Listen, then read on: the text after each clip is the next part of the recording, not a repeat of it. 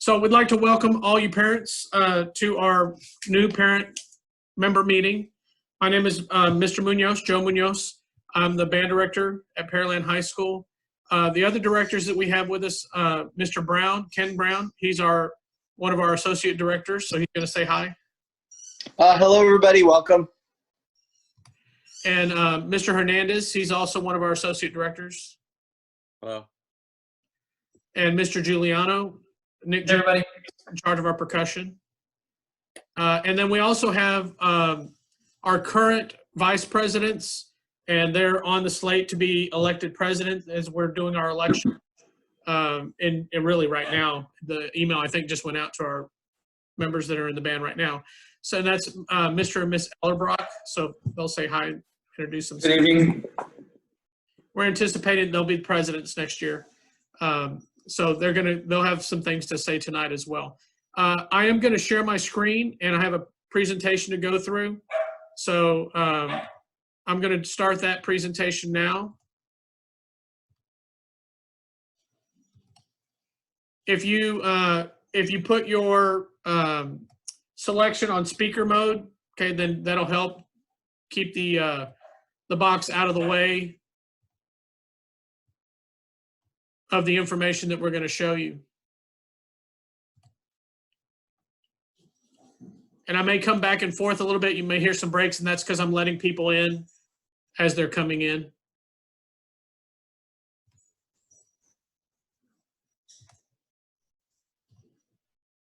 So again, we'd like to welcome you to our new member information meeting. Our directors already introduced our directors. I'm Mr. Munoz. I'm the head band director. I direct the wind ensemble, the top band. Mr. Brown is our associate director. He directs the symphonic band and our prep band. He's also in charge of our inventory and also manages our private lesson program. Mr. Hernandez is another associate director. He does the concert band. He's also the visual coordinator for our marching band, does all the visual things. Mr. Giuliano is another associate director. He is our percussion director, and he helps with the cadet band. We have a new member of our staff for next year, Travis Gerke. He's our new color guard director, and we will have information in terms of email and all that when he becomes official, when his contract starts, and he gets all of those items. Right now, he does not have a district email. But you can always find those things on Skyward when you get access to that, or you can find them on our band website. We'll talk about those things as well.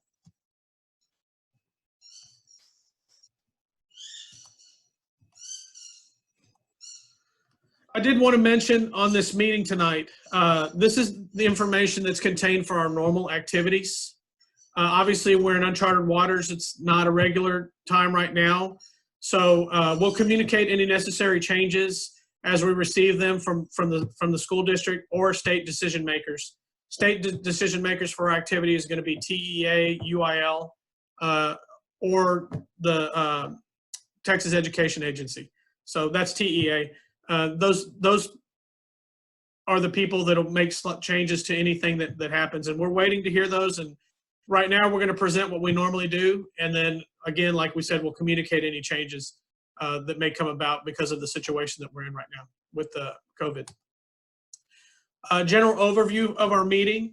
Tonight, we're going to talk about CHARMS, which is a system that we use, and if our junior highs use it in some capacity, but we use that extensively in our program for lots of things. We're going to talk about our Band Booster Club.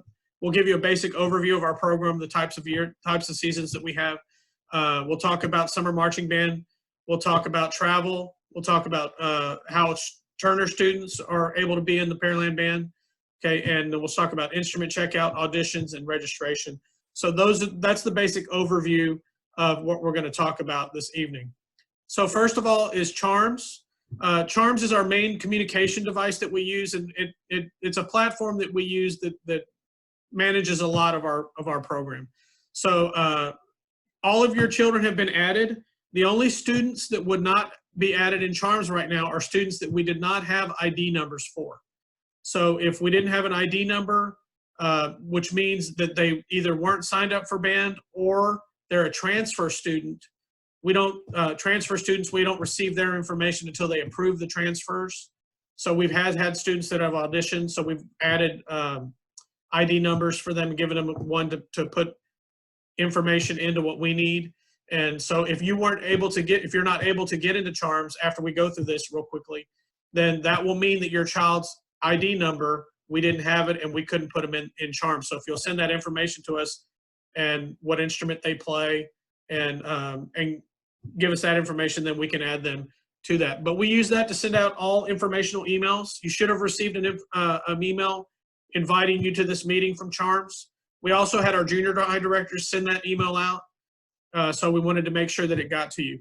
It's, again, our primary communication tool. We use it, our band calendar, our rehearsal and performance calendar is kept in CHARMS.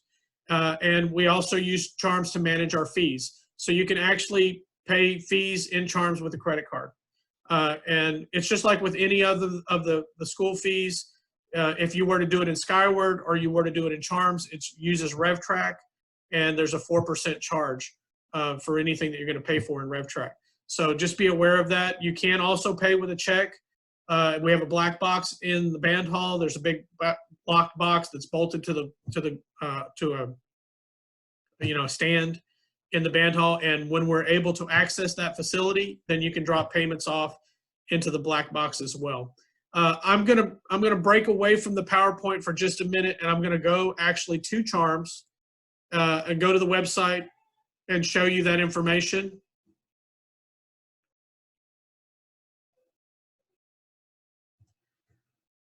So it's www.charmsoffice.com.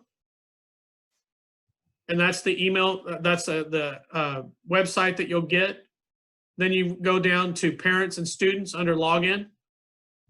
Our code is Pearland HS band. Okay, and then you just hit enter CHARMS. That'll get you into this area. This is the public area. Okay, you can access just about everything here, not everything, but here is where you can see our performance calendar, our rehearsal calendar.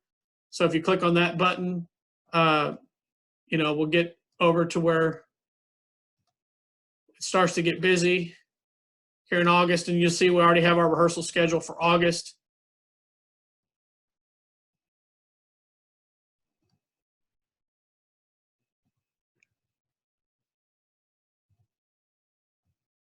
So, wait, hold on just a second.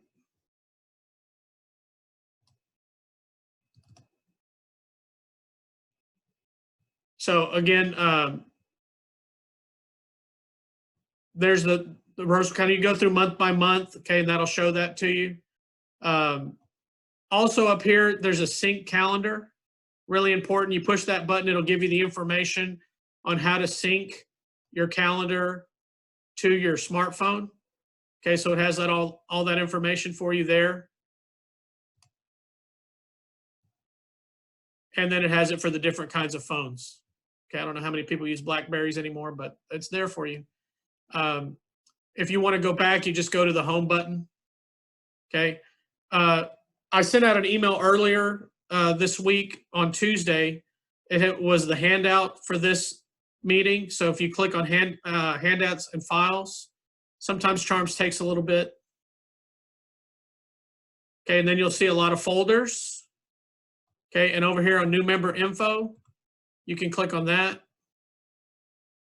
Okay, and then here's a document that I put in there that has a lot of information for tonight.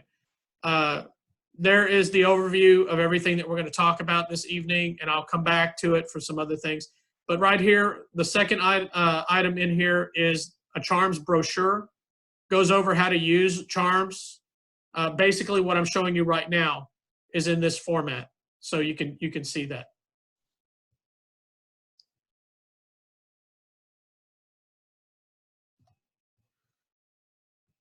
I'll go back to the home screen now. Now, there's also the area over here, the student area. For that, the first time that you enter, you're going to enter your child's login, your child's student ID number. So you enter that information and it's going to bring you to a secure area or a private area. Okay, and this has a lot more information for you. You'll see here you still have access to the calendar, you still have access to the handouts and all of that. Any absences that we track through Charms, and then that'll be basically marching band attendance. We do that in Charms. Here's the button for the finances. Here's the button here for the finances. Once we roll over, we'll roll over Charms to our new year as soon as the school year's over. It takes us about a week to roll it over. Then we'll add all of our fees into Charms, and you'll be able to go into the finances button. It'll show you all the fees that we have for your child in finances. If we take a trip, you'd go to finances, and that'd be another way to do that. But the most important thing for you to do right now is make sure that you go into Charms, go into the student area, and go to update info. Okay, that's where you're going to see your child's name. This is a placeholder that we did for Rose Parade for us to look at things and manage some things for the trip that we had last year. Okay, but you'll see all this information: first name, middle name, last name, your address. You'll want to put that information in there. Your child's cell phone number. You'll want to make sure you add that information in there. Make sure that you have a good email for your child there. Then you can also add a parent. Okay, and so you'll want to make sure that you look at that. And if there's,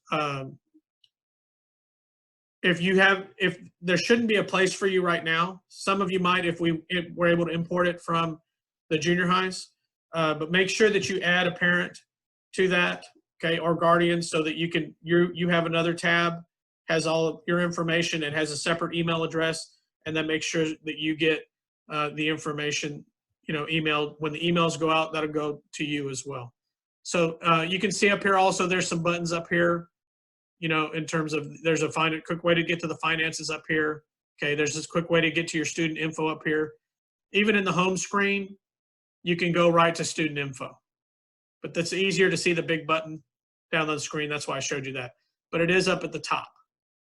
Okay, so and then you can go right to the calendar, etc. If you have any questions about Charms, go ahead and write those down. Okay, and then I'll be happy to answer those when we get to the end of the presentation. It's just going to be easier to do that. And just as a reminder, it's www.charmsoffice.com. You'll go to login, and that's where you'll enter that Pearland HS band. Okay, and that's how you get into Charms.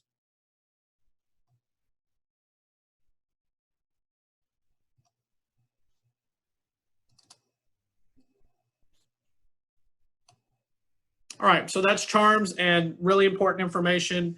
And like I said, we use that a lot. So that's really, let me just answer one question that we get a lot. Why do we use Charms instead of Skyward? We use Charms because we can manage more things and we can itemize things for your fees. When we put fees into Skyward, we do those in batches, okay, and we're not able to draw out, itemize what all the charges are for. So then you end up having to email us, well, what does that amount add up? What are the things that add up to that amount? We're able to do that in Charms. Okay, so you can see itemize what all your fees are and see whether they've been paid and all of that in Charms. We do use Skyward to go out and do, when we get to the end of the semester, so we'll get to the very 1st of December, then we'll put all the outstanding fees into Skyward at that time. We also don't use Skyward for our fees because once we set the deadline for your fee, you're going to get an email every week from Charms. And we don't want to burden you with that many emails. I mean, you're going to get a lot of emails from us because we try to keep you as informed as we can.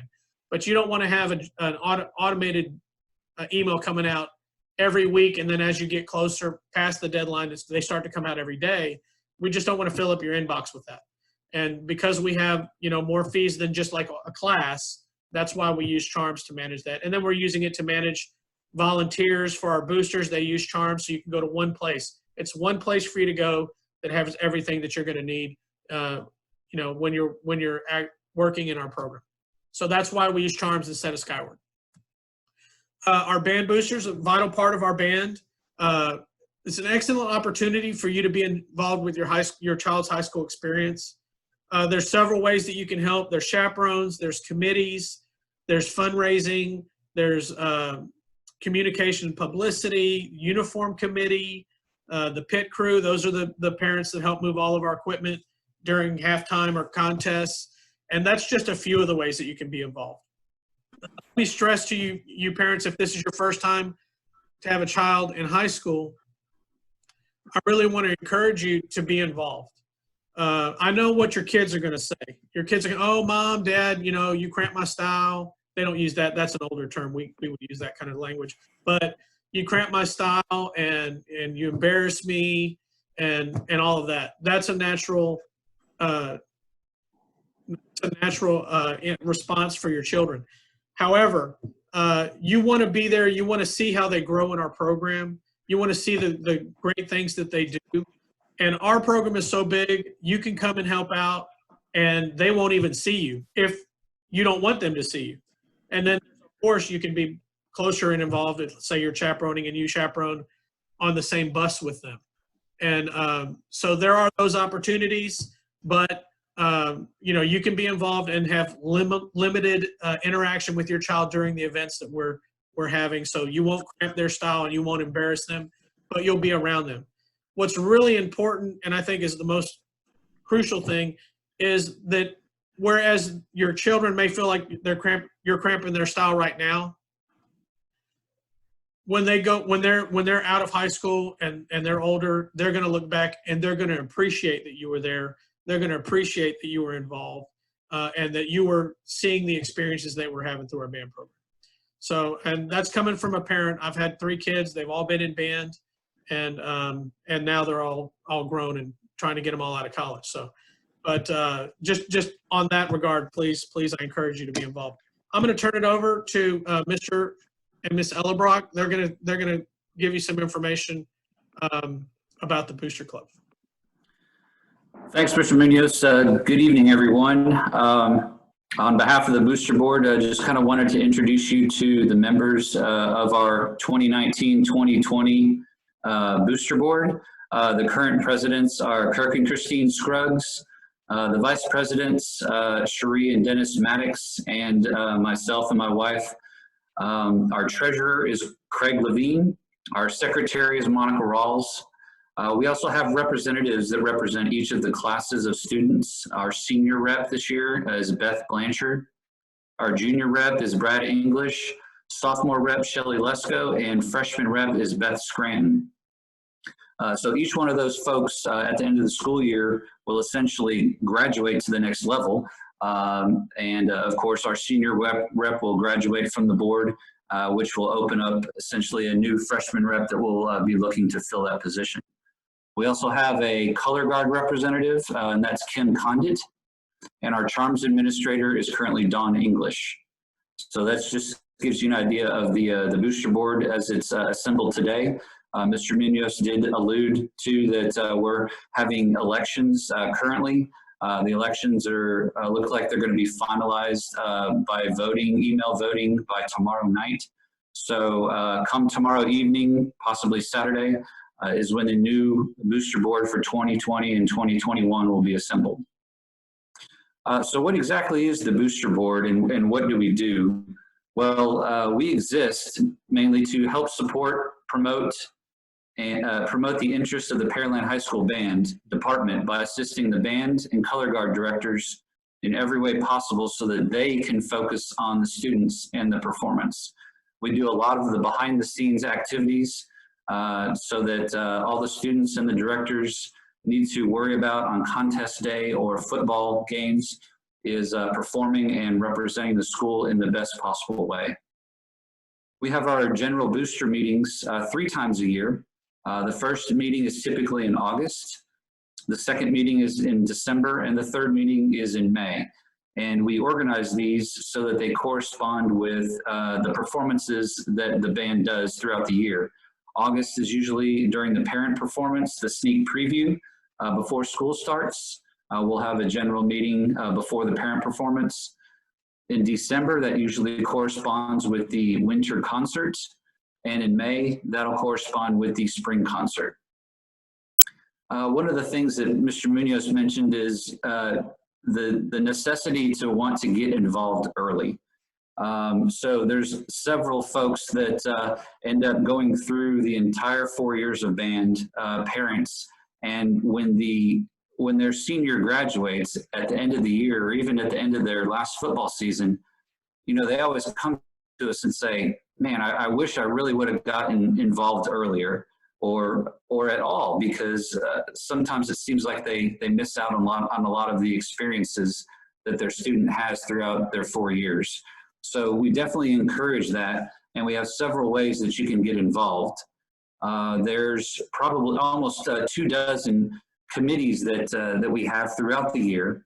A lot of them, or most of them, will have chairs of the committees, and a lot of them will need co-chairs. Each of the committees, the descriptions you'll find on CHARMS. I don't want to take time right now to go through each of those, but you can find what each of the committees do, a description, and who all is signed up currently, and you can sign up on CHARMS currently for those committees. Some of the committees right out of the gate that will need volunteers, even during the summertime and prior to summer band, are the props committee. They're the ones that are essentially in charge of building the props. Each year, the band program changes their show, and with the changing show, the props change as well. We try to reuse as much as we can, but the premise of the show changes every year. The props have to change every year as well. And then, of course, the uniforms. Uniforms are pretty much year-round. There's a lot of inventory that goes on. During summer band, it's preparing the uniforms for measuring the kids, and then also fitting the kids. During the marching season, it's all about keeping them in pristine shape, getting them cleaned. Everything's machine washable, so we just throw them in the washing machine, and making sure that our kids look great for all of our performances. Let's see, the signups. Again, you know, we can't have a band booster group without volunteers. And a lot of the questions that we get is, well, I don't necessarily want to sign up for anything because I can't commit to that kind of time. Well, we don't ask that everybody who signs up be there for every single activity all the time. If anybody is just willing to do anything, then we basically just ask you to sign up, and when you can volunteer and when you can show up, show up. We just want to see what kind of interest folks have out there, and when they can, what they're willing to volunteer for. There is a background check, as with any PISD volunteer position. So we need to, if you're interested in volunteering, make sure you get onto the PISD website and fill out the background check. Takes less than 5 minutes to do. This is the same one if you have ever volunteered through middle or junior high programs, or even at the school. Same background check we'll need to have completed for our high school band. As I mentioned, you can sign up now through CHARMS once you get on, or on Fee Day when we get together and go through all of our band fees and whatnot, which is the first weekend in August. We'll have a table there with sign-up sheets and folks that can answer your questions on the various committees, and that's a great place to sign up as well. So talking a little bit about communication, Mr. Munoz dove in really well on the CHARMS that we use. The boosters use CHARMS as well. Please let us know if you have issues logging in, if you're getting return emails, or not even getting the CHARMS emails at all. There may be some issue with your email address with a typo, or maybe it's not in the system at all.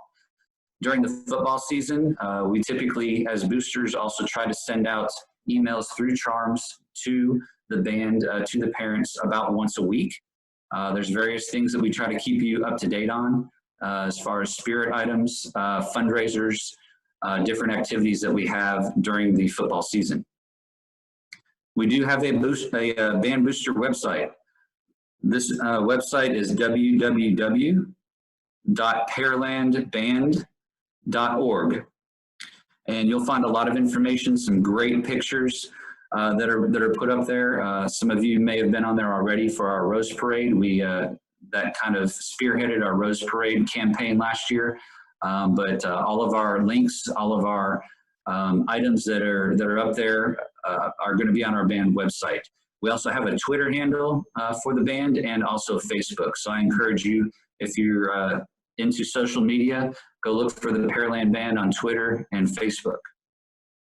So let's talk about funds a little bit.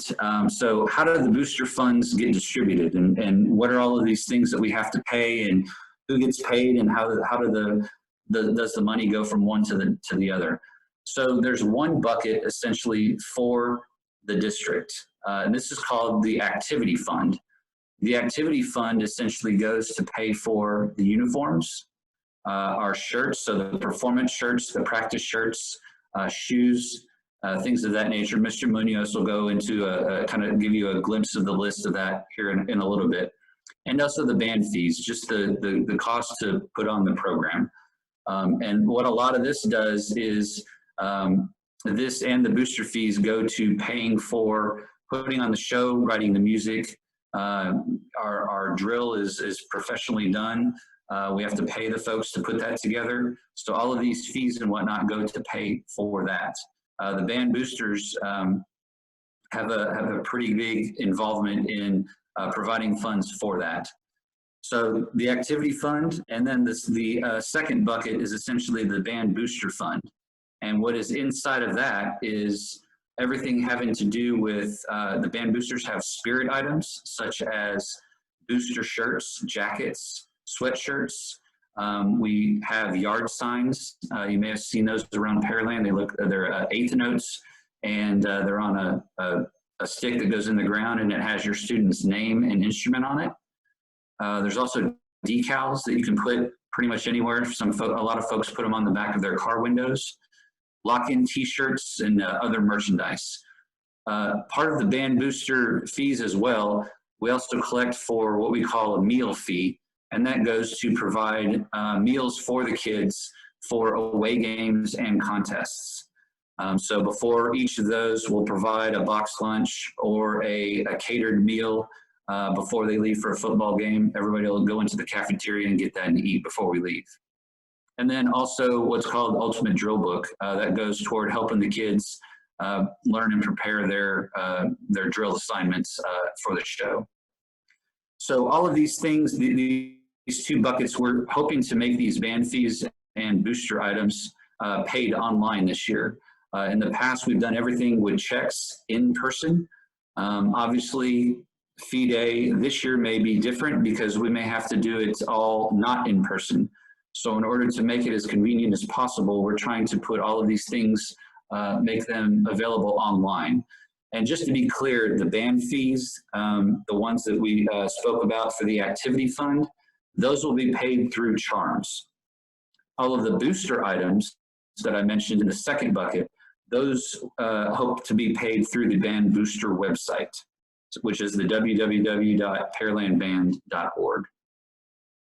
So all of these fees, do we have fundraising? Yes, absolutely we do. There are a couple of areas for fundraising. The first one is student fundraising. So any of these funds that are raised by your student will actually go into a student account in Charms. You can use these funds to pay for pretty much anything in Charms, band fees. There may be solo and ensemble fees later in the year. Shirts, shoes, garment bags, things of that nature. Some of the fundraising things that we have offered in the past include butter braids. Fredericksburg Farms kind of comes in a catalog like around Christmas or Thanksgiving time, and cake rolls. And we've done other fundraising things as well. So as a booster board, we'll be looking at those opportunities and rolling those out starting starting in summer band.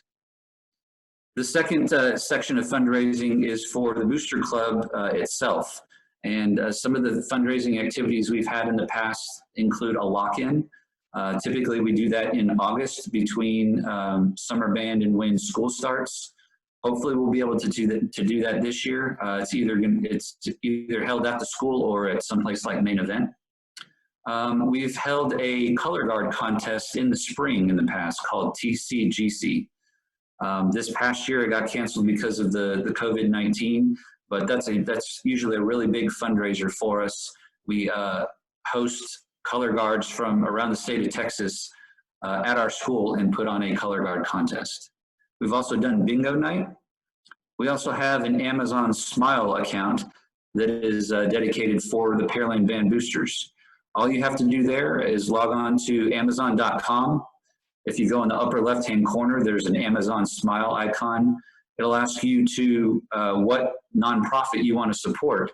If you type in Pearland Band Boosters, then your Amazon account will be linked to the Pearland Band Boosters. If you use Amazon Smile, and every purchase that you make through Amazon, a portion of that will go to the Band Booster account. So really easy, really convenient way to bring in a little bit more money. We also have trailer sponsorships. So on the back of our big rig trailer, we have stickers and decals and advertisements for local businesses, credit unions association, first responder unions, and such. Our biggest supporter that I definitely want to mention is a place called Stickers and More. This is a local shop that is over next to or near Central Texas Barbecue on 518. They are a car registration place. So when you have to get your car inspected and get the registration sticker taken care of, this is a place that you can go. Pretty much everybody drives a car. If you do, everybody is required to have an inspection sticker. So all you have to do is go there, tell them that you're with the Pearland Band, and they'll jot that down. And they've given us over $4,000 across the last couple of years. And we've been able to turn that money into scholarships that we've been able to hand out, not only to band camp participants, but also to our graduating seniors. So they've been a huge supporter, and we definitely want to patronize them as much as possible. So just to kind of wrap up what Fee Day is about, I want to touch on that. So that's going to be Saturday, August 1st. It's usually right in the middle of summer band. That's the opportunity, like I said, that everybody can come and pay band fees. We're hoping that most of our band fees will be able to do online this year. So you can pay that with a credit card. We'll also have music and arts available, or typically in the past. They provide reeds, mouthpieces, any horn repairs or things like that. And then lastly, please make sure that you update your information on Charms, because we use Charms to load everything in for Fee Day. We use that as the primary communication tool, not only for the directors, but also for the band boosters. We urge everybody to get on and take a look at the volunteer activities. There may be a lot of people listed for a particular committee, but I guarantee you, not all 50 people are going to show up for one event. And like I said, if somebody can just volunteer and show up for one event, that's perfectly fine. We could always use all the help that we can get. And those volunteers, definitely make sure that you do your pass your background check, because that's in place so that we can protect our kids and provide for the best program in South Texas. So that's all I've got, Mr. Munoz. Definitely appreciate the time. If anybody has any questions, we'll definitely field those at the end as well. Yeah, again, just be writing those down and we'll be happy to answer those. And thank you again, Mr. Ellenbrock, for all of your help tonight. All right, we'll continue with our presentation here. A basic overview of our program. We have 2 seasons. We have the marching season. During the marching season, that's when we go to our football games, marching contests. We generally go to 4 or 5 marching contests a year. And then we'll be going to playoff football games as long as our football team is in the playoffs. Some years that can go all the way into December, even the day after school is out for the semester, because our football program is so strong. And we're excited about that. We're excited to support them. The second half of the year, it's really second 2/3 of the year is concert season. And that's when we deal with the all-state audition process. That'll actually start in the fall, go all the way through the year. We have a winter concert, our UIL Song Ensemble. We have an ensemble recital where all the students are put in ensembles and give a recital one evening. Our pre-UIL concert, UIL concert, and sight reading contest. And then we finish the year with our spring concert. And that's the basic overview of how the seasons look in the band program. Marching band, Mr. Hernandez is going to talk to you about some things about our marching band.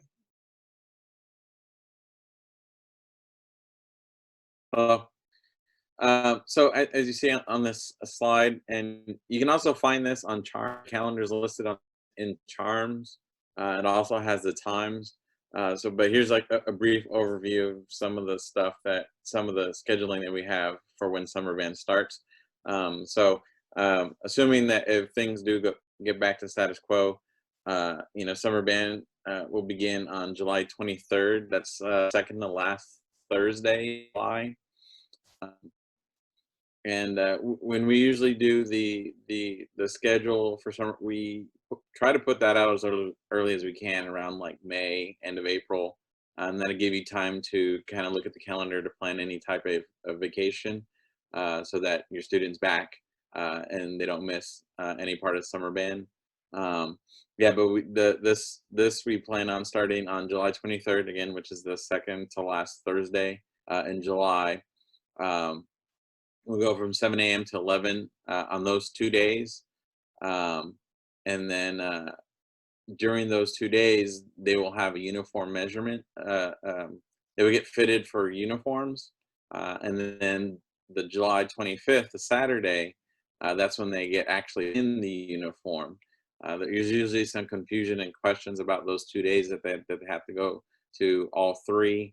They have to do for sure one of the 23rd or the 24th. They have to get measured, to see what uniform size they're going to be in. And then on the 25th is when they actually get the uniform to put on. So those are two separate things, the measurement and the fittings. The measurements they won't get in a uniform. We have a uniform committee that will measure every student. Height and things like that to make sure they pull the right uniform for them. And they'll get close, and so they may have to go through 2 or 3 uniforms before they find one that fits well for them. But that won't happen until the 25th. So they do need to make sure that they're there for both of those things. Then we move on to the next couple of weeks. The last week in July and the first week of August, where we go from 7 a.m. To 5 p.m. There is a built-in lunch break for them at 11 a.m. to 1 p.m.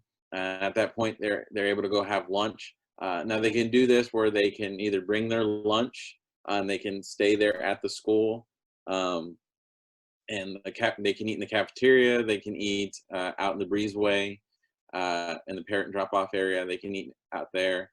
Or if they want to, they can go home. Some of the students like to go home and freshen up from being outside and sweating and things like that, and get a little bit fresher for the afternoon rehearsal. Or if they eventually, if they start driving and on their own, or have older siblings, that they can leave campus to go eat lunch. The week before school starts, we have where we go from 4 p.m. to 8 p.m. We kind of switch it up on them because, teachers, we start having in-service. And so, facilities being available and the staff being available for that. So we move to a nighttime rehearsal. And that's a week and a couple days that we do that leading up to the first day of school. If you check the Charms calendar, I think there are some percussion dates for the percussion camps listed. And those are before the summer band begins on July 23rd. If you have any questions about that, if you have a percussion student, you can ask Mr. Giuliano about that. He talked to me personally with that one.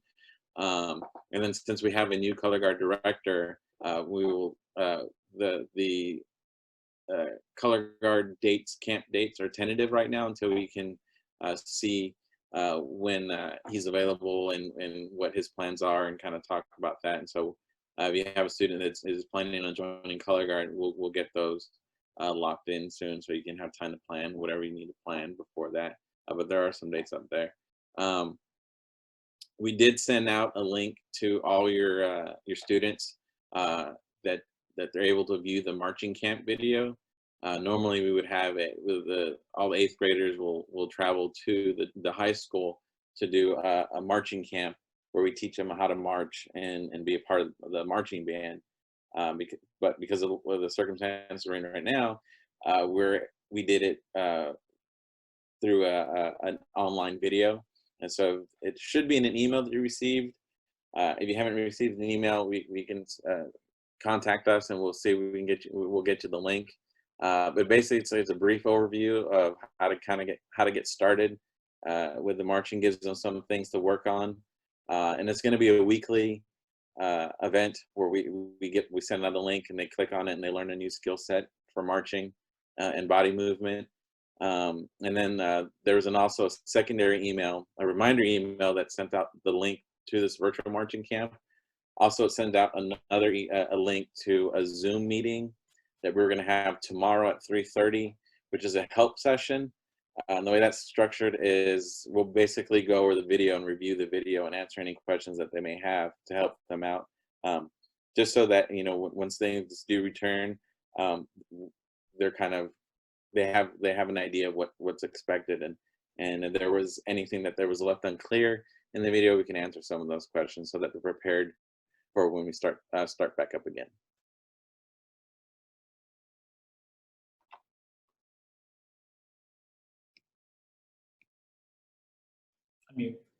Here's some frequently asked questions about marching band. So how long does the band practice? Mr. Hernandez already went over what our summer practice schedule is. Once we get into the start of school, you'll see on the CHARMS calendar that we rehearse.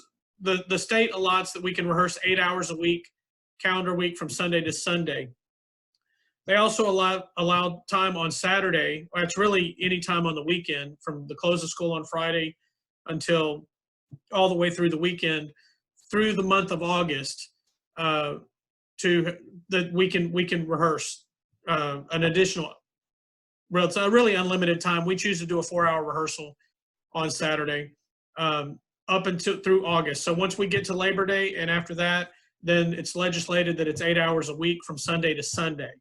And we use 7.5 generally of those 8 hours. We rehearse, you know, on a normal week, the kids have Monday off. We rehearse Tuesday from 5 to 8, 5:30 to 8 in the rig, or we'll be on our practice field at the beginning of the season. Wednesday, we rehearse 3:15 to 5:45, and then Thursday, 3:15 to 5:45. And then on Fridays, at the beginning of the year, we'll rehearse on the Fridays. And then once we get to football games, then we have a run-through in the rig rehearsal that's an hour long, up to an hour and a half, because we're only using 7.5 of those 8 hours. So sometimes we use a little bit of that time for make our run-throughs a little bit longer. So we'll have that run through, and then we'll get ready for the game. If it's an away game, then we eat. We have meals there for the kids, and they go to the cafeteria, eat the meal. We get dressed, and then we go in the stadium and do the football game. If it's a home game, then we have our rehearsal. The kids go and get dinner, or they have dinner brought to them, and then we meet and take care of our obligations for the football games. So that's how the practices work during the when school starts. You're going to hear questions about what's the difference between a primary marching spot and a game day marching spot. A primary marching spot, those are the students that are selected in the winds and percussion, color guard, and props. Props are a part of our primary competition group. So the primary spots are the people that participate when we go to contests. And when I mean participate, I mean that they're the people that are performing. Everyone goes to contest, even the game day kids go with us to contest. And that's so they can learn the procedures of everything that goes on when we're going through contest days. So a game day position is a position, we write supplemental drill to our show, and they perform at every football game. And that's a commitment we've made to those kids. So they're on the field every Friday night or Thursday or Saturday, whenever our games are, they're on the field and doing and performing with the band during that time.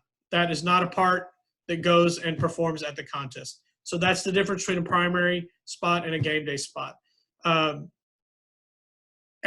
Since your children are coming in and they're freshmen, just understand every child progresses at a different rate.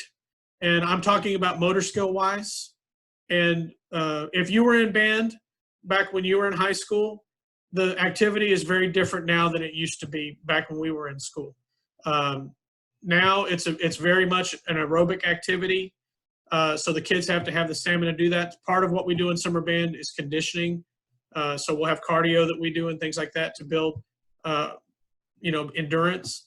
And so there's also a component of coordination. The kids are having to move to charted spots on the field, so they have to be able to read that field and know where to be on that field. What we do is make the field an XY graph, okay, and that's how the kids learn those spots. But they have to learn that in relation to spots, yard lines and tick marks and hash marks, numbers on the field. So they have to be able to process that information. Then they have to be able to move their body in different ways, have their upper body going one direction while their feet are going another, and be able to handle that responsibility as well. So it really is several layers of what they have to be able to do to be able to handle the responsibility of a primary marching spot. And we make those decisions based on the kids' abilities. First, we look at their playing ability, and then we look at their marching ability, and they have to be able to do both to be selected for a primary spot. And then if it comes down to it, we look at attendance and those kinds of things. Just because a child is selected as a game day spot at the beginning of the summer when we assign spots does not mean that they will be in a game day spot for the entire season.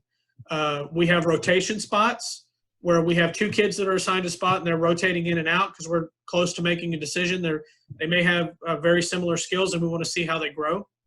And then we can have times where we have students that have injuries and we have to be able to fill students with those injuries. Or we have students that have absentee problems. And if they have attendance problems, then we make changes based on that and we draw from the kids in our game day spots. So that's the difference between the primary spot and the game day spot. Does every student march? Every student marches Friday nights. Every student's going to be on the field. Every student's going to march, provided they've been at practice, because they have to learn what we're doing. And so if they're at practice, then every student marches. The next question that comes after that is, what do students in other activities do? Students that are involved in other activities, there's only 2 activities that conflict with the marching band.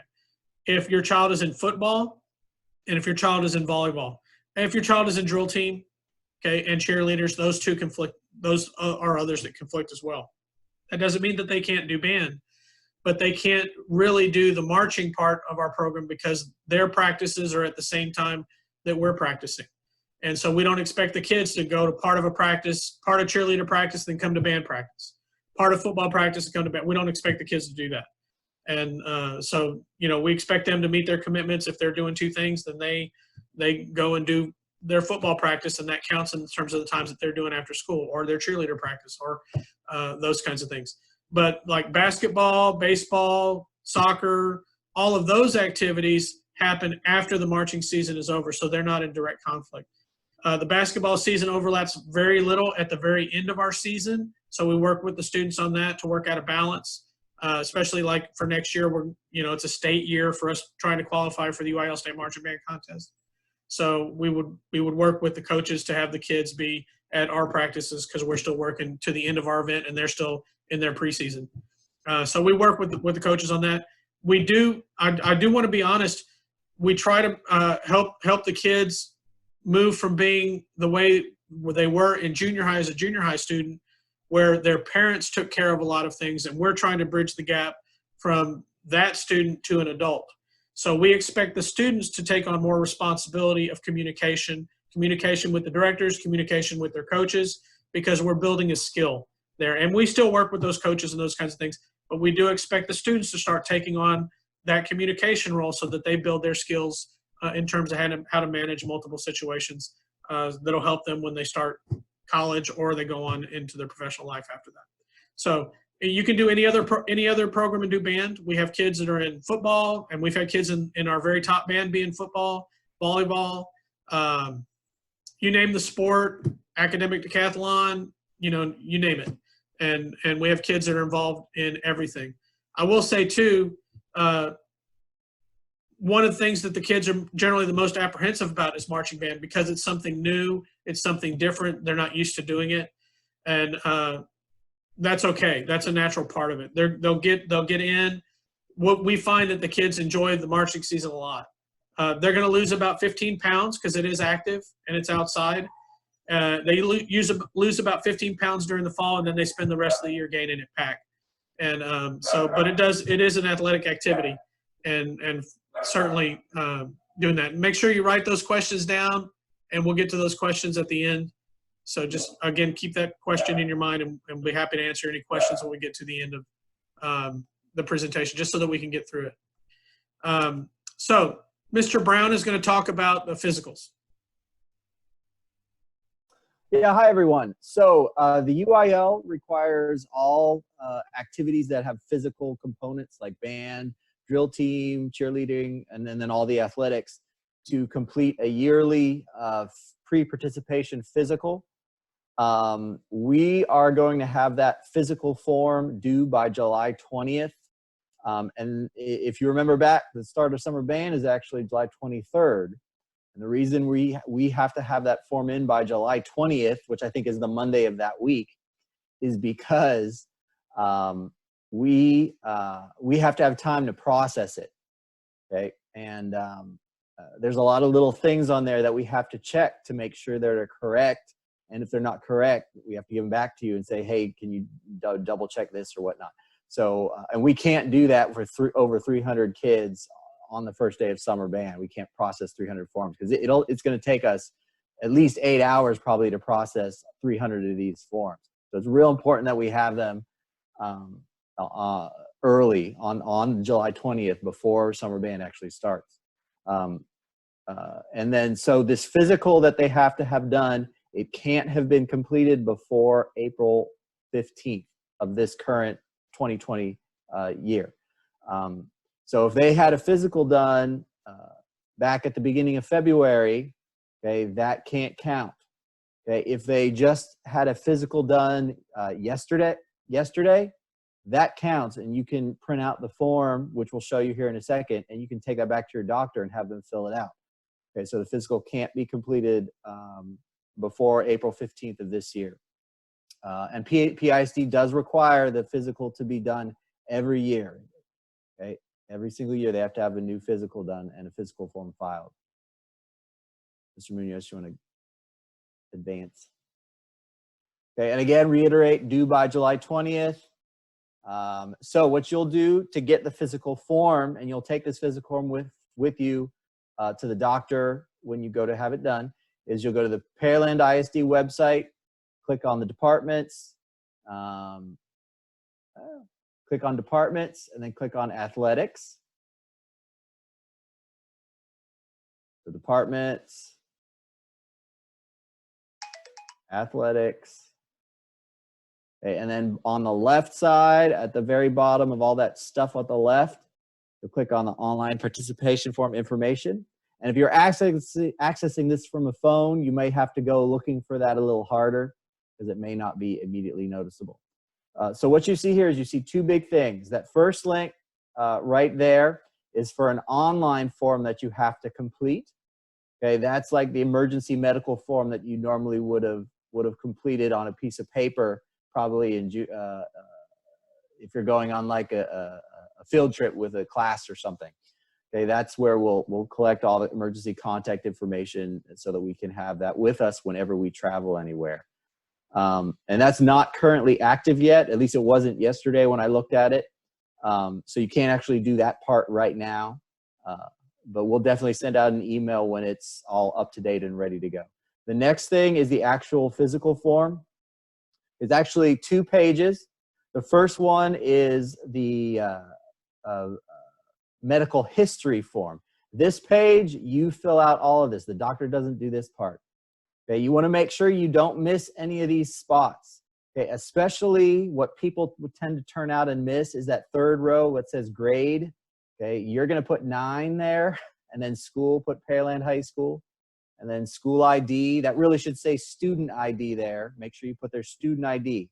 Okay, this is one of these things where if you hand this to us and student ID is not on there, I have to hand it back. Okay, and of course your student should know it, so they should be able to fill it in, but I'll have to hand this back to them until they do it. You need to answer yes or no to all the questions below. If you answer yes to any of those questions, you have to explain why at the a little bit further down on the right. There's a place where there's a couple lines that you can fill in. Explain yes answers in that box. And if that's not enough space, then you just attach another piece of paper. Now, UIL has also made a new rule this year that if you answer yes on numbers 1 through 6 at all, that you do have to have a doctor kind of explain that. Okay, so make sure you fill this out before you go to the doctor. And if you've done number 1 through 6 at all, then the doctor needs to check them for whatever those items are, and just to double check to make sure that they're clear and they're going to be okay. And then there's 2 signatures down here at almost at the bottom. Okay, the student signature and the parent signature. We frequently get these turned in where one or both of these are not signed. Okay, and that's not a big deal if the student doesn't sign it, because they're standing right there and I can just give it back to them, they can sign it. But if the parent doesn't sign it, then the parent has to, they're halfway home and they have to turn around and come back. And so make sure you sign those. Don't sign the very bottom line. Okay, that's where one of the directors will sign that when we've checked this to make sure everything has been filled out correctly. Okay. Right. Then the next page is the doctor pre-participation physical. Again, there's a space up there. Make sure the student ID is on there. Other than that, the doctor should actually fill out the rest of this. And then they'll check near the bottom whether they're cleared, not cleared, or cleared after completing a certain evaluation. So if they check either that second or third box that you see there, and they recommend you go to see a specialist to have their heart checked or something along those lines, then you need to do that. And then that doctor you need to make sure you get something from that doctor saying that they're okay to participate. And then if they're marked as not cleared for whatever reason, then hopefully they come up with some sort of recommendation on how to proceed. And then the doctor do double check to make sure the doctor has signed it at the bottom and put the date and their address. Sometimes I've gotten these and the doctor hasn't actually signed it. Okay, now most places usually have a little stamp with the doctor's name and their address and all that stuff, and that's fine, but they still need to actually sign it. Okay, so just double check that to make sure you see it. And the examination date has to show after April 15th. All right, so that's that. I think that's all. Yeah, so we just have to have those by July 20th, and then your kids will be good to be able to participate. And they also only need to fill out a physical once if they're in multiple activities. Like if they're in soccer and in band, they don't need to do it a physical twice. They just need to do it once. And we use the same system that the athletic does, so we'll both be able to see it. All right, thank you, everybody. If you have any questions about this, write down and want to answer them at the end.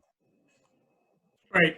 And just one other piece of information. It does have to be filled out by a physician, a physician's assistant, or a nurse practitioner.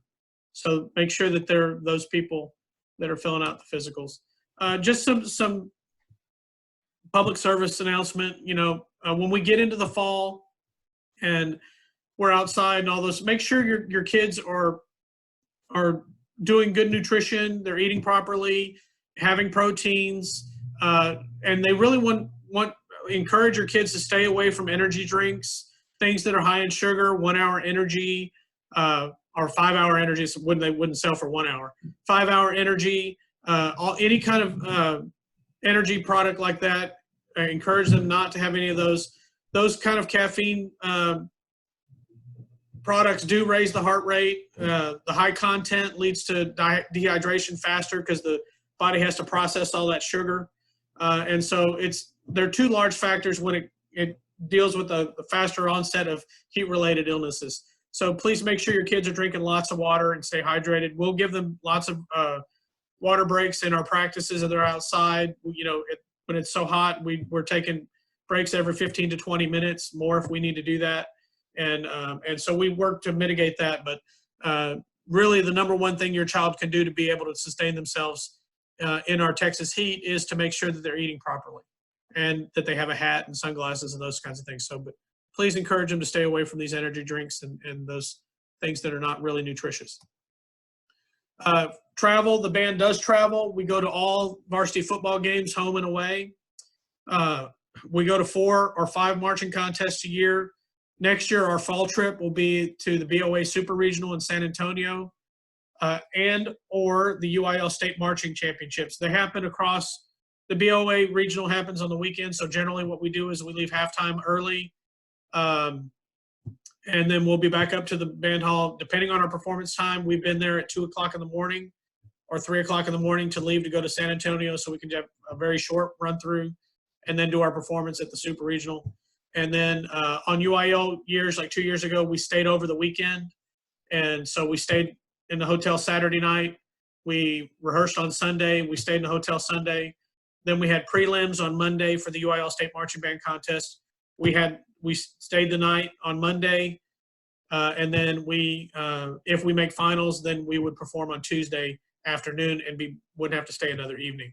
So that's a long weekend, and we pay for part of that, and the school district pays for the other part if we qualify for state. And the approximate cost for our portion of it is about $250. Every other year, we do take an out-of-state trip, and those will run between $1,500 and $2,000. We're not going out of state next year. We just went to the Rose Parade this last year, and so we're not due to go out of state until year after next. So, but that's the kind of travel that we do. A lot of questions we get about Turner High School and the Pearland Band. Students enrolled in Turner High School may participate in activities at Pearland High School, extracurricular activities. So Turner students, but you do need to know the limitations of that because it's a schedule, at another campus. So our Turner students are limited to first period. That's our cadet band. That's our fourth period, or sixth period symphonic band. Those are the 2 classes that they're able to come. If they're in the first period class, then they come to Pearland High School in the morning, and they do their first period class, and then they'll go out and catch the activity bus that takes them over to Turner High School, and then they'll complete their schedule at Turner High School. The other option for our students that qualify is to be in the symphonic band. That's our second band. And those students, they are at Turner High School all day, and they take a 12:10 bus at 12:10 over to Pearland High School, and they're here at Pearland High School in time for our symphonic band class. And then they have a study hall 7th period at Pearland High School. So that's how their schedules work. Please understand that students must earn placement into the proper band. So any movement to accommodate a Turner High School schedule would be down. So they would move down a band to accommodate that schedule. So for instance, if your child auditioned into the concert band, that's our third band, it meets 2nd period at Pearland High School, they can't be in that band because of their Turner schedule, then we would place them in the cadet band. So just be aware of that. And then our Turner students are full participants in the marching band. There's a bus that comes from Turner High School after the day is done, back to Pearland High School so that they can have their, be in their extracurricular activities, football, band, any after school activities at Pearland High School, they're able to be in those activities. So they do have a bus that comes over and gets that. So that's the way that Turner High School works with us. And again, if you have any questions, just write those down, raise your hand when we're done. We're almost done with the presentation. So, and we'll be happy to answer any questions at that time. Mr. Brown is also going to talk about school-owned instruments. Hello again. Yeah, so we have school-owned instruments, very similar to how the junior highs had instruments. In a lot of cases, though, kids will actually get 2 instruments: a marching instrument and a concert instrument, depending on what the instrument is. Now we don't have trumpets, tenor trombones, flutes, clarinets, and am I missing anything? Okay, we do have all the alto saxes. We don't have alto saxes. Okay, so we just have kind of the bigger instruments, the more expensive instruments. We have the oboes, bassoons, tenor bari sax, bass clarinet, and then bass trombone, euphonium, French horn, tuba. Those instruments and their equivalent marching horn. Like for instance, tubas march with a sousaphone, not their concert tuba. The checkout for that will be happening hopefully within the next couple weeks. We'll be able to start checking out marching horns. We do still have to do our end of year inventory But once that's done, all the marching horns have already come back from their yearly maintenance, so we should be able to start getting those out real soon. The exact procedure, we're not sure exactly how that's going to work, because there's an agreement form which you would normally sign and then turn in, and then we sign also. And I don't know if we can streamline that process so there's not as much direct interaction because of the COVID-19 thing. There's a $50 usage fee per semester, and that's Pearland ISD fee. That's really all we have, as much as we know for now. A lot of the concert horns will be out for summer repairs longer than the marching horns, and we'll definitely send out emails to communicate with you guys when those have returned, so you know when they're available for distribution. Again, if you have any questions with this, please write them down and we'll ask at the end. Yeah, and when Mr. Brown talks about streamlining systems, those are not policies that are coming from us. Those are coming from the ESC, and they're still working those things out. So when we have information, we'll communicate that information to you.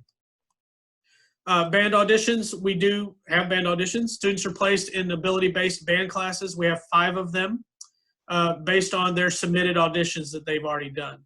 Those audition results will be sent out via email in really another week. And we say before the end of the school year, but they'll be out next week, and we're finalizing those now. Mr. Giuliano, you want to talk about the percussion audition process right now? Hey everybody, for all the percussion people that are here, it's a little bit different process for us, though you keep getting emails related to band. Yes, the percussion kids are in band. Our audition process is a little different, just in the fact that our percussionists are, though the band kids are auditioning for flute to play flute, the percussion kids, as they've been receiving their messages through Remind and you and email and Skyward that I've been sending out, they're auditioning on an instrument that they won't be playing. For instance, they're playing drum pad right now, but that's not the instrument they're going to play in marching band. So the way we do it right now, and then one of our biggest factors is deciding how they are able to march wearing an instrument. So ours is physically worn versus one that you're holding.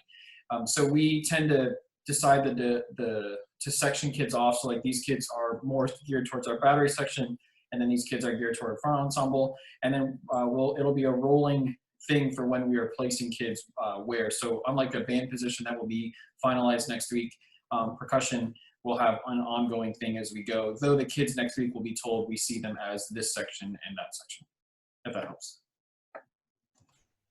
Great. All right. You heard Mr. Ellebrock talk about registration day or fee day. That'll be Saturday, August 1st.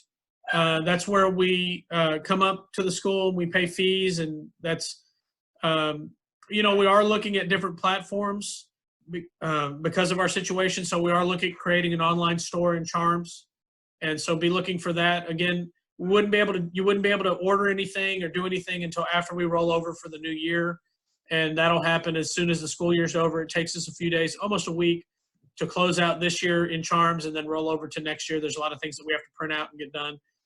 So for sure by the first week in June, then we'll be rolled over and you'll be able to go on to Charms and you'll see your child as a 9th grader rather than 8th grader in there. And so that'll be a place for you to do that. We also buy supplies. The music store will be there. They have flip folders and lyres for the kids that they purchase on their own. It's also a great opportunity for you to get your band parent swag or all your spirit items, the parent shirt. They have bling shirts and lots of things for you to support the band and your child as a member of the band. So lots of great things there. And it's an opportunity for you to sign up as well. Sign up to be chaperones for different committees, interact and meet some of the parents. And just going back to that, as we were talking about before, that's the number one thing that parents tell me as well as they're leaving is they wish they would have gotten involved sooner. And I'm finishing my 27th year in music education and as a band director. And so that's, again, just the number one thing. And so please, I encourage you to be involved. I can assure you your children will never forget that you were there and experiencing it with them as they were going through this process. And I'll say too that you'll make lifelong friends yourself with meeting other parents and being involved We have parents that have met in the band program that are lifelong friends because of they met in the band with their children. So just, be aware of that, and we do want you to be involved, and that's really the best way for you to have a great experience in the program and for your child to have a great experience is for you to be involved. So before we wrap up, I do want to show you one other thing. Let's see if I can find it real quick. So this is a document that's on Charms about tonight's meeting. And so you can go in and look at that. Again, it has all of our contest information. It basically has bullet points for everything that we talked about this evening with some little brief answers, not as in-depth as what we gave you here. Okay, but the second page is that Charms flyer, okay, that we have. It's a tri-fold. That's why it looks that way. You're supposed to fold it, and it's front and back. So, but that has all the information in using Charms. So the beginning information is there on the second page. So you can look through that. It may look just slightly different because the system has changed, but it's all basically the same thing. And then the last page, well, the next to last page, you'll see all of our fees. Okay, those are estimated for next year. And the document that you're going to see when you go into Charms, if you go tomorrow, it's going to be a little bit different than this one. It's going to be more updated. There are a few fees, and you heard Mr. Ellebrock talk about those. The fee that we have here for game meals, okay, that is actually paid to the band boosters now. It used to be paid to the band. Now we do it to the band boosters. It gives us more freedom. It's the game meal fee. So instead of PHS band, that'll be to PBBC, Pearland Band Booster Club. That's how you'll make that one out to. Because it's easier for us to get vendors for food if we go through the Booster Club. So that's why we do that. And then there's one that's not on here that's on another document. It's the Ultimate Drill Book. That's what the kids use to learn the drill, and that's $10. And that one will be made out to the band as well. So that's the fees for our program. We have a $200 band fee. The instrument usage fee is made out to Pearland ISD. That's for the instrument. That's the $100 a year, $50 a semester. Our band fee is $200. And then you'll see, like, as a freshman coming in, there's more things to buy because your child is a new member, so they have to buy marching shoes. They have to buy a garment bag. There's gloves, the water bottle cover, rain poncho. Okay, so just be aware that it is a larger amount when you're first in the program, and then your other years are not as much. And so just be aware of that. I'd like to encourage you, if you can, once we roll over Charms, if you can make any kind of payments now toward that, you can put it into Charms, and it goes into what's called the miscellaneous account and miscellaneous ledger, and the money will stay there, and then you go back later and you can assign it to different fees. So, and it's just so that you can break up payments from now until August, so it's not one big hit in August. I do want to say as well, we completely understand the situation that we're in. We understand that we have parents that might not be working right now, and we hope that that's coming to an end. But we're more than willing to work with you, and if we need to do payment plans, whatever we need to do, we don't want finances to be a reason why your child doesn't experience band and music. We really don't want it to be that way. So we work with our parents any way that we need to help them meet these obligations over time, or whatever we need to do. So please just contact us and be in communication with us. That communication happens around that registration day, but just be aware, we're more than happy to work with you, and we understand the situation that we're in. We are certainly very aware of that. And so we're happy to work with you. And I just can't stress that enough. We have such a great band program. We've been recognized as one of the top 25 bands in marching bands in the nation. And we have, we try to give great experiences to our kids. That's why we did the Rose Parade this last year, an unbelievable, unforgettable experience. And those are the kind of opportunities that you want to provide to your child. And so we don't want money to be a reason that they're not able to do that. So please, again, just communicate with us. The consumable items, obviously, we're going to have to order those things fairly quickly. So if you can make some payment toward those, or pay the consumable item things, shoes, all of the things that they need for football games, and that kind of stuff, we would certainly appreciate that. So I'll go back one last time. And that's the finish of our presentation. So I'm going to get out of this. We want to welcome you guys to the Pride.of.Pearland Band. And so at this time, I'm going to open it up for any questions that you have. So I do see some questions. I see them over here in the participants area. I want to encourage you to ask questions. We're happy to answer any questions. No question is too big or too small. We'll be happy to do that. So I'll start with Mr. or Miss Murphy. If you'll just unmute. Yes. You mentioned about the other kids that were playing sports. What about those kids who are going to participate like in cross country and track and field, and it stretches from, they run in the fall and the spring? Yes, ma'am. And a lot of those running times are in the morning. Okay. Conflict with our rehearsal time. So those kids have done participated in the marching band. Okay. Any other questions? Y'all are being too nice. I guess we'll take that as a compliment. Now, really, if you have any questions, feel free to answer because it helps other parents. All